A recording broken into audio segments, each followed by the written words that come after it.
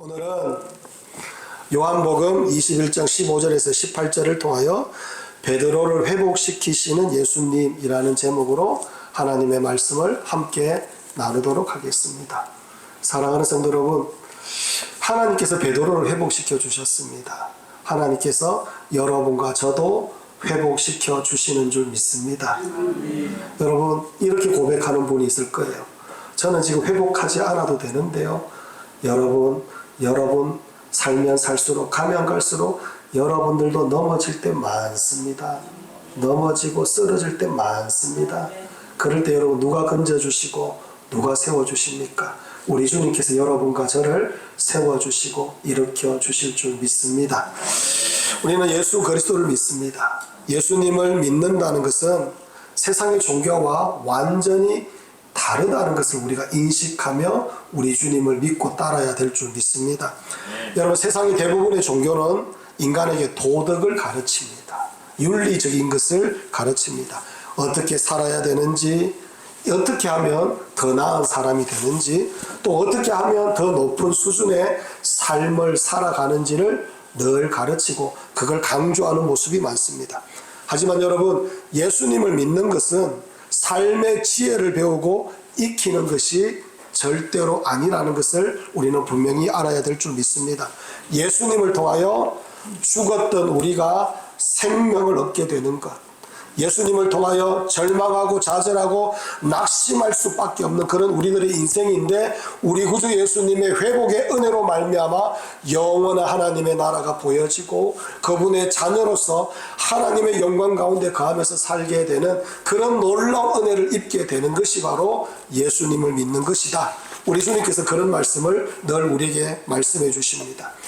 오늘 우리가 읽은 이 요한복음 21장은 바로 그 사실을 선명하게 보여주는 그런 대목입니다.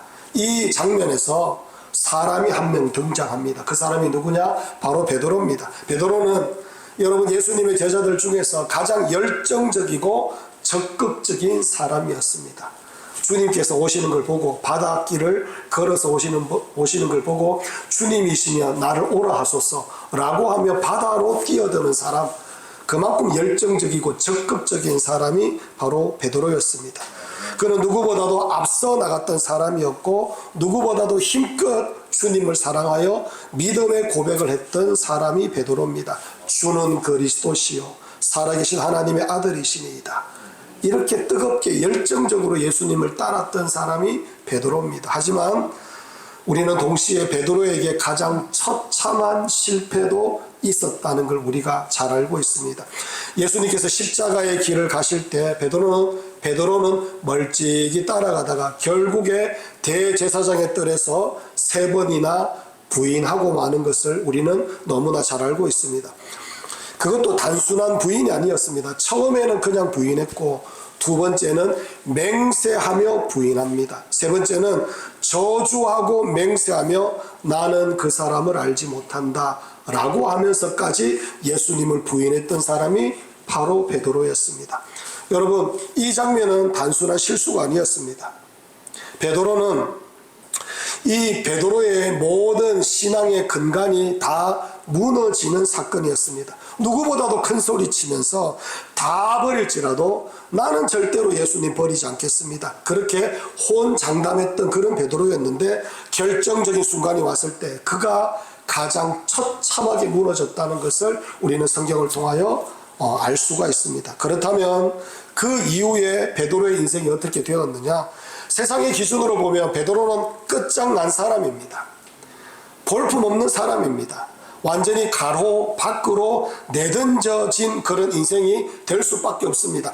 지도자의 자격도 없습니다. 베드로를 보고 사람들 모두가 실패했다, 저 봐라, 뭐 대단한 것 같지만 결국에는 넘어지고 자빠지고 주님을 3번이나 부인한 베드로였다, 사람들은 그렇게 말할 것 같습니다. 하지만 복음은 우리에게 다르게 말씀합니다.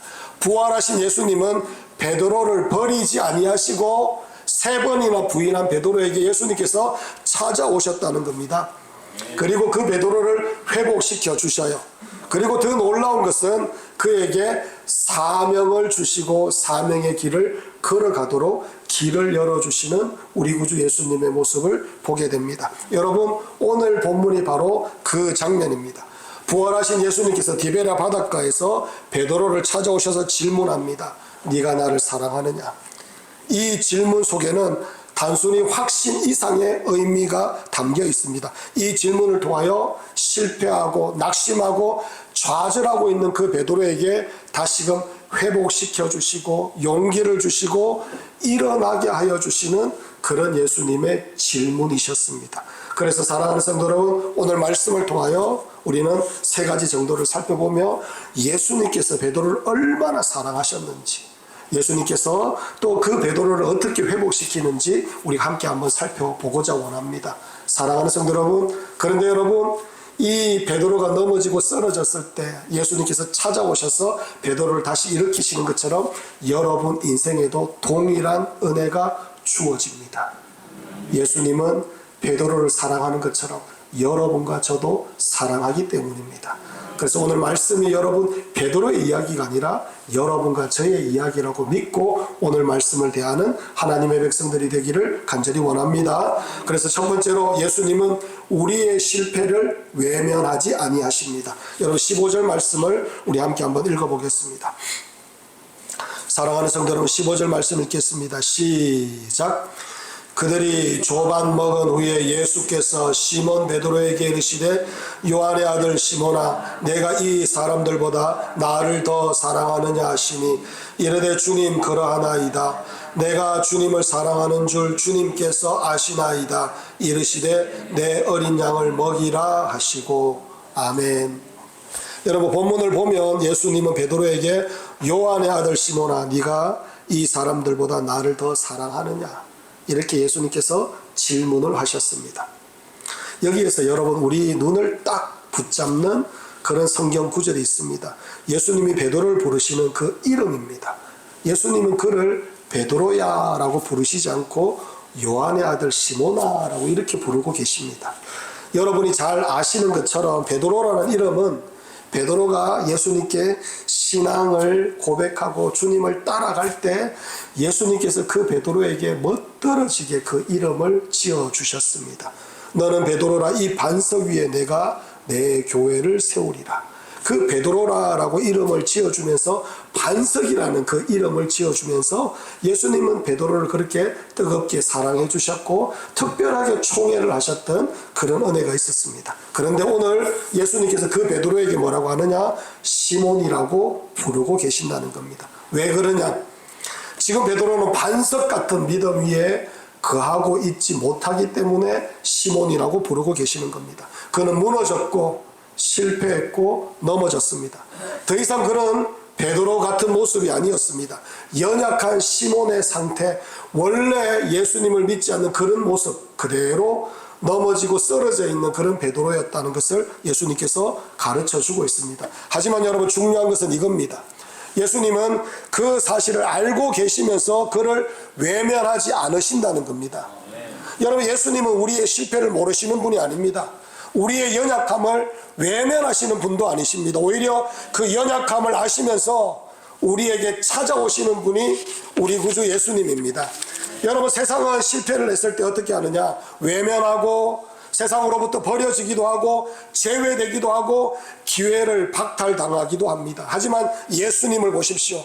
실패한 그 자리에 여전히 그 베드로를 뜨겁게 사랑하셔서 찾아오신다는 겁니다. 모른 척하지 아니하시고 연약하고 실패하고 두려워하고 있는 이 베드로에게 찾아오셔서 예수님께서 기꺼이 만나주시고 그 베드로에게 힘과 용기를 더하여 주시는 우리 구주 예수님인 것을 우리는 보게 되는 것입니다. 여러분, 그리고 또 하나의 장면이 있습니다. 오늘 본문 배경에서 숯불이 있습니다. 요한복음 21장 9절을 보면 예수님께서 베드로를 위하여 친히 숯불로 고기를 굽고 계십니다. 베드로가 예수님을 부인할 때 불을 피워놓고 있는 많은 사람들이 있는 그곳에서 베드로가 예수님을 3번이나 부인하였습니다. 여러분, 이 숯불에서 예수님께서 고기를 굽고 계시는데 그 장면을 딱 보았을 때 베드로가 뭐가 떠올랐겠습니까? 아이고, 내가 3번이나 부인했는데 그런 생각이 딱 떠올랐을 겁니다. 그런데 예수님은 베드로를 부끄럽게 하려고, 아니면 베드로가 그 모습 속에서 좌절하면서 그대로 있도록 그렇게 하기 위하여 이렇게 숯불을 피워놓는 것이 아니라는 걸 우리가 금방 알 수 있습니다. 사실은 진짜 회복시키기 위하여 주님께서 그 일을 하고 계시는 겁니다. 여러분, 우리 자주 넘어집니다. 앞으로도 우리 자주 넘어질 겁니다.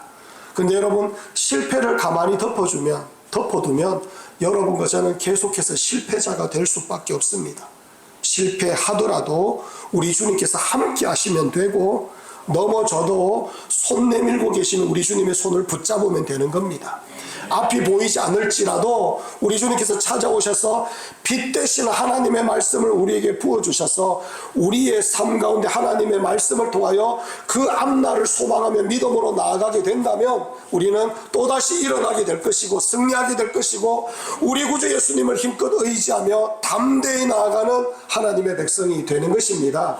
여러분, 간혹 실패가 있을지라도 우리는 실패자가 될 수가 없는 겁니다. 왜? 우리 구주 예수님께서 우리를 도우시기 때문에, 일으키시기 때문에, 사랑해 주시기 때문에, 오늘 베드로처럼 우리 주님께서 우리에게 찾아오셔서 은혜 위에 은혜를 더하여 주시기 때문입니다. 할렐루야.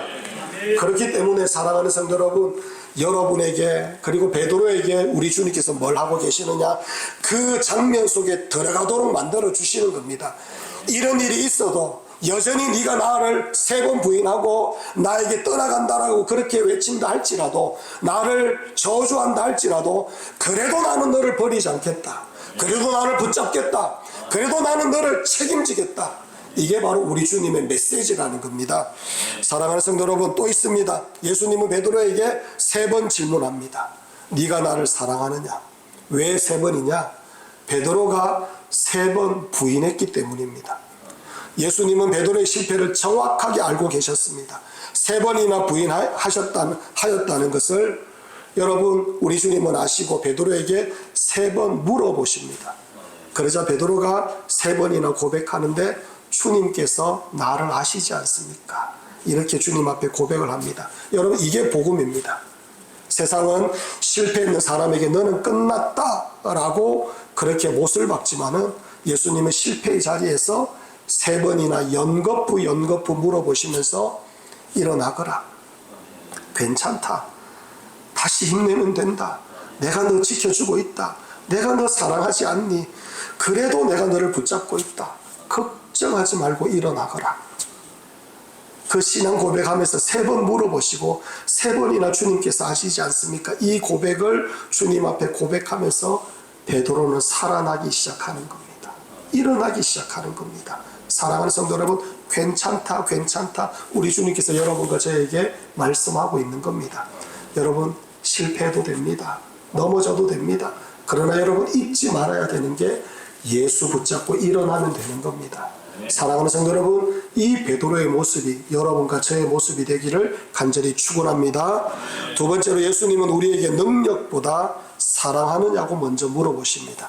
15절, 16절, 17절을 읽어보면 예수님께서 요한의 아들 시몬아, 네가 나를 사랑하느냐 이렇게 물어보십니다. 자, 우리 15절, 16절, 17절 한번 읽어볼까요?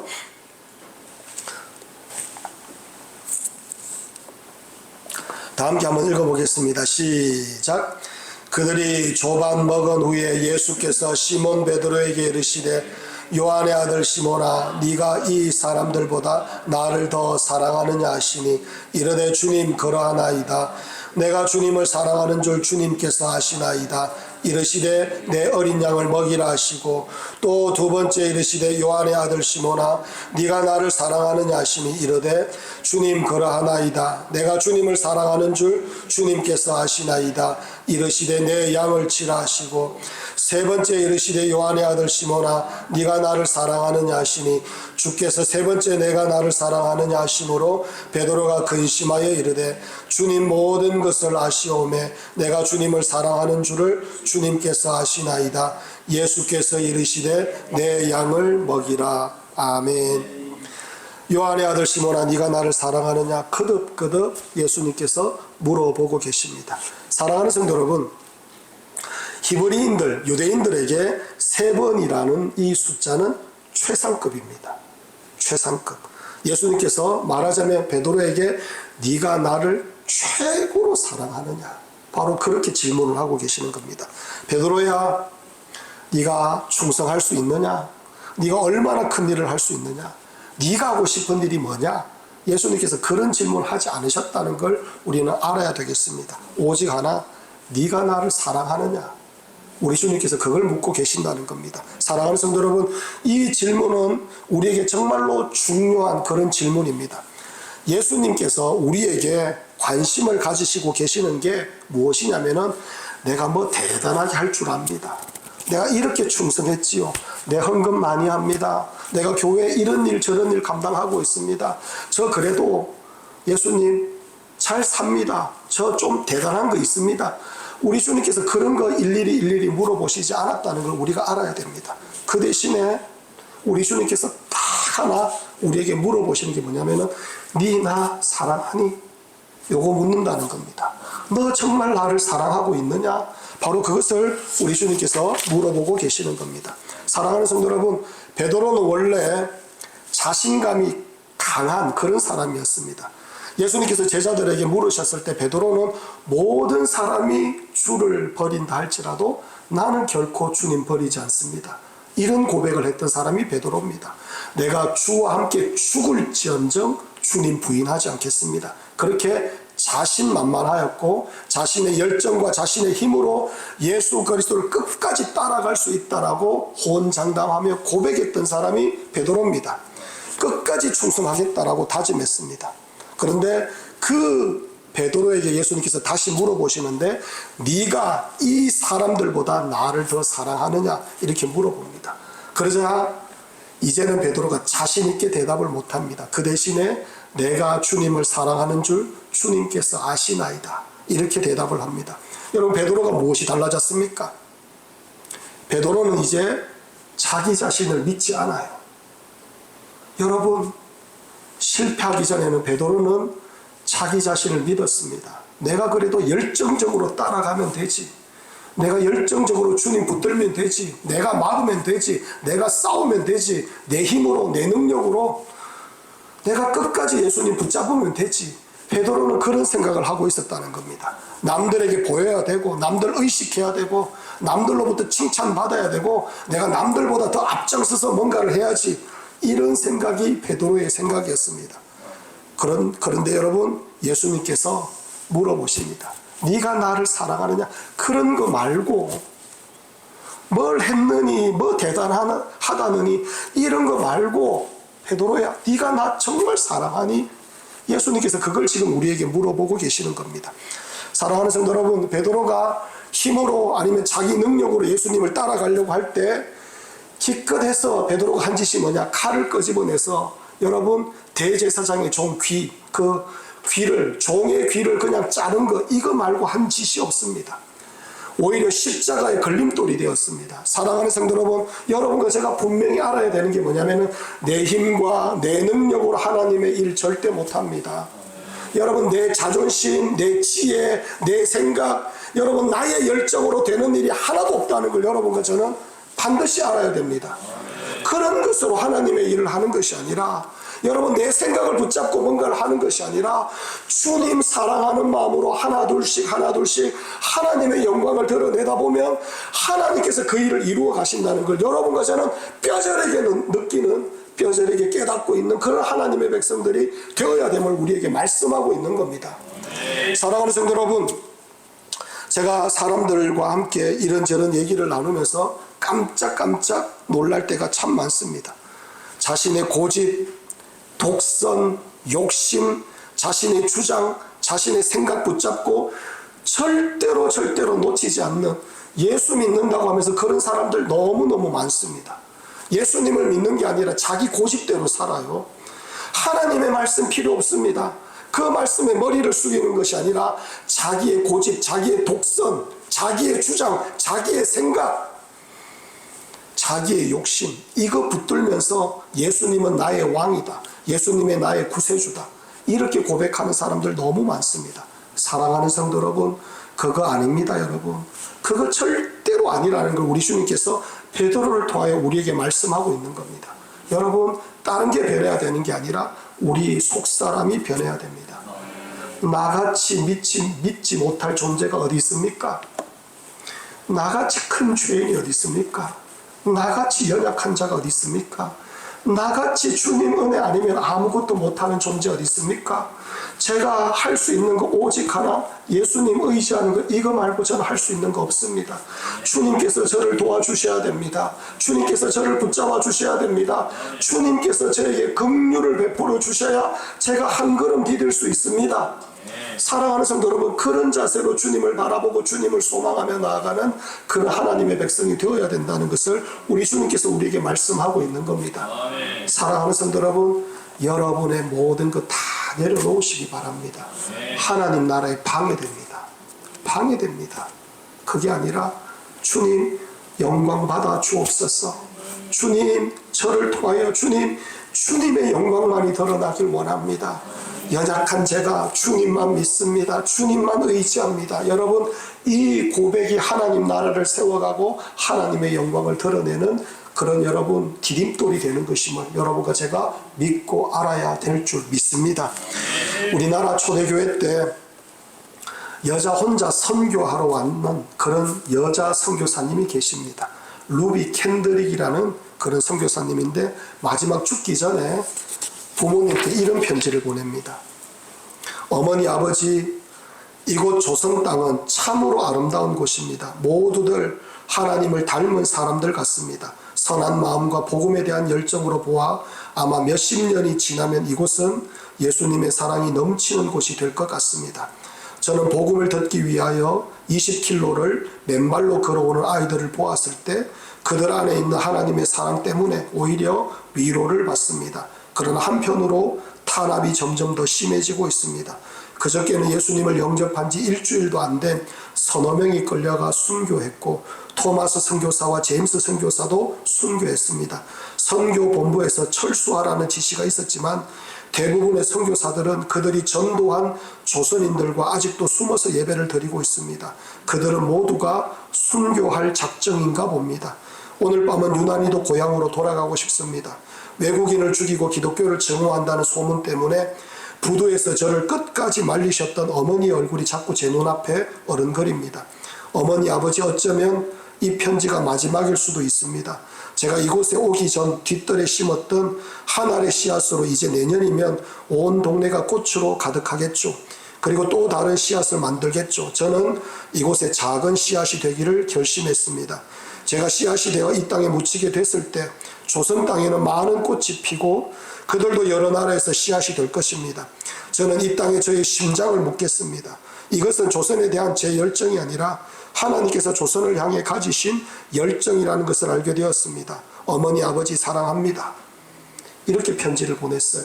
후에 루비 캔드릭은 마지막 죽기 전에 뭐라고 고백했느냐? 26살 여자 선교사가 마지막에 굶어서 그리고 박해를 통하여 그렇게 병을 얻어서 죽어가면서 뭐라고 하느냐? 나에게 1000개의 생명이 있다면 조선을 위하여 1000개의 생명을 다 드리고 싶습니다. 왜? 하나님 사랑하기 때문에, 하나님께서 이 조선을 사랑하기 때문에 그렇게 고백하며 자기 인생을 마무리합니다.